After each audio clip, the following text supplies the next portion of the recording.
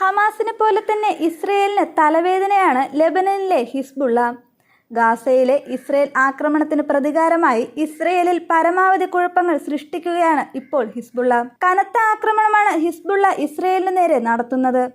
ഇസ്രയേലിലേക്ക് missile ആക്രമണം നടത്തി ഈ രാജ്യത്തെ പ്രതിസന്ധിയിലാക്കിയിരിക്കുകയാണ് ഇപ്പോൾ ഹിസ്ബുള്ള.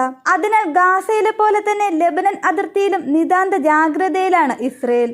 കഴിഞ്ഞ ദിവസം ലെബനൻ അതിർത്തിയിൽ ഇസ്രയേൽ സൈനിക ശക്തി വർദ്ധിപ്പിക്കുകയും ചെയ്തിരുന്നു.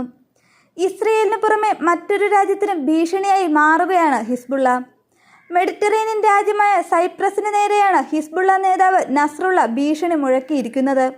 യൂറോപ്യൻ യൂണിയനിൽ അംഗമായ സൈപ്രസിനെ ശത്രുസ്ഥാനത്ത് നിർത്താൻ ഹിസ്ബുള്ളയെ പ്രേരിപ്പിക്കുന്നത് എന്താണ്? തുർക്കി ഗ്രീസ് ശത്രുതയാണ് സൈപ്രസ് എന്ന കൊച്ചുദ്വീപിനെ രണ്ടായി പിളർത്തിയത്. ഒന്ന് ഗ്രീക്ക് സംസാരിക്കുന്ന റിപ്പബ്ലിക് ഓഫ് സൈപ്രസും രണ്ടാമത്തേത് തുർക്കിഷ് സംസാരിക്കുന്ന തുർക്കിഷ് റിപ്പബ്ലിക്കും. 9251 സ്ക്വയർ കിലോമീറ്റർ മാത്രമുള്ള ചെറുദ്വീപാണ് രണ്ടായി മുറിച്ചത്. മെഡിറ്ററേനിയൻ കടലിലെ ചെറുദ്വീപിനെ ചുറ്റി കടലും പിന്നെ Egypt, Israel, Gaza, Lebanon, Syria, തുർക്കി എന്നീ രാജ്യങ്ങളുമാണുള്ളത്. റിപ്പബ്ലിക് ഓഫ് സൈപ്രസ് യൂറോപ്യൻ യൂണിയനിൽ അംഗമാണ്, എന്നാൽ നേറ്റോ അംഗമല്ല. എന്നാൽ തുർക്കിഷ് റിപ്പബ്ലിക് യൂറോപ്യൻ യൂണിയനിൽ അംഗമല്ല. വിദേശ രാജ്യങ്ങൾ അംഗീകരിച്ചിട്ടുള്ളത് ഗ്രീക്ക് സംസാരിക്കുന്ന സൈപ്രസിനെ മാത്രമാണ്.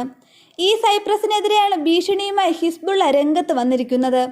ഇസ്രയേലുമായുള്ള ബന്ധമാണ് സൈപ്രസിന് തിരിച്ചടിയാകുന്നത്. 60കളിലാണ് സൈപ്രസും ഇസ്രയേലുമായി ബന്ധം തുടങ്ങിയത്.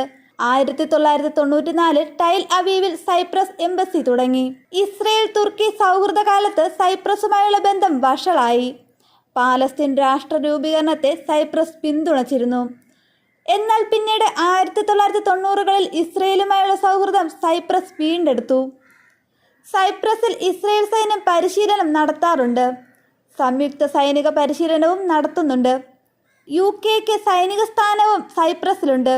എങ്കിലും തങ്ങൾക്ക് പ്രത്യേകമായൊരു പക്ഷമില്ലെന്നാണ് സൈപ്രസ് സർക്കാർ പറയുന്നത്.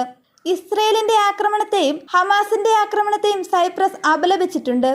ഗാസയിലേക്കുള്ള സഹായവുമായി കപ്പലുകൾ പോകുന്നത് സൈപ്രസ് തുറമുഖങ്ങളിൽ നിന്നാണ്.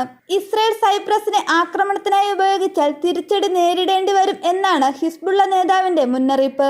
ഇസ്രയേലും സൈപ്രസും തമ്മിലുള്ള സംയുക്ത സൈനിക പരിശീലനമാണ് മുന്നറിയിപ്പിലേക്ക് ഹിസ്ബുള്ളയെ നയിച്ചതെന്ന് വ്യക്തം. ഇരു രാജ്യങ്ങളും തമ്മിൽ സൈനിക സഹകരണ കരാറും ഉണ്ട്.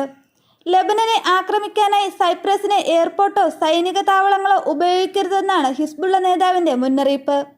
അങ്ങനെ ചെയ്താൽ ഈ യുദ്ധത്തിൽ സൈപ്രസും ഭാഗമാകുന്നതായി കണക്കാക്കുമെന്നും ശക്തമായ തിരിച്ചടി ഉണ്ടാകുമെന്നുമാണ് ഹിസ്ബുള്ള മുന്നറിയിപ്പ് നൽകുന്നത്. ഹിസ്ബുള്ളയുടെ മുന്നറിയിപ്പിൽ പ്രതികരണവുമായി സൈപ്രസ് പ്രസിഡന്റും രംഗത്ത് വന്നു. യുദ്ധത്തിൽ സൈപ്രസ് പങ്കാളിയാവില്ല. സംഘർഷം കൂട്ടാനല്ല, ലഘൂകരിക്കാനാണ് സൈപ്രസിന്റെ ശ്രമമെന്നുമാണ് പ്രസിഡന്റ് വ്യക്തമാക്കിയത്.